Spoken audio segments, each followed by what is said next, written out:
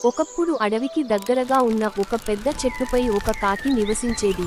ఆ కాకికి ఒకరోజు గ్రామం నుంచి దొరికిన పెద్ద మాంసపు ముక్క దొరికింది.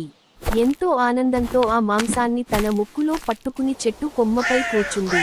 ఆ సమయంలో ఆకలితో ఉన్న ఒక నక్క ఆ చెట్టు దగ్గరగా వెళ్తూ ఆ మాంసాన్ని చూసింది. నక్క కడుపు ఆకలితో మండిపోతున్నా, దాన్ని బలవంతంగా తీసుకోవడం సాధ్యం కాదు అని అర్థం చేసుకుంది. అందుకే తన తెలివిని ఉపయోగించాలని నిర్ణయించుకుంది. నక్క చిరునవ్వుతో చెట్టు కింద నిలబడి, కాకిని చూసి ఇలా చెప్పింది. అమ్మో! ఎంత అందమైన కాకివి నువ్వు! నీ రెక్కలు ఎంత మెరిసిపోతున్నాయి! నీ ముఖం చూస్తే అడవిలోనే అందమైన పక్షి నువ్వేననిపిస్తోంది. ఈ మాటలు విని కాకి ఆనందంతో ఉబ్బితబ్బిబ్బైంది. కాని ఇంకా మాంసాన్ని ముక్కులోనే పట్టడం కూడా చాలా మధురంగా ఉంటుందట.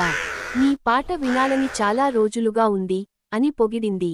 నక్క పొగడ్తలకు కాకి పూర్తిగా మోహించిపోయింది. నా స్వరం వినాలా? అయితే నేనే పాడతాను అని అనుకుంది.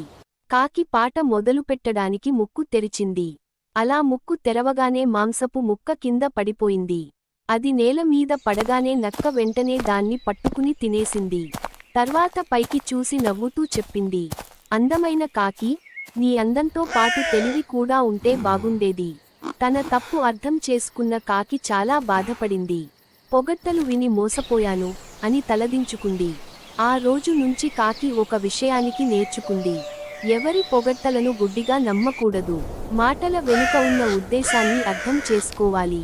నక్క మాత్రం తన తెలివితో ఆకలిని తీర్చుకుంది. కానీ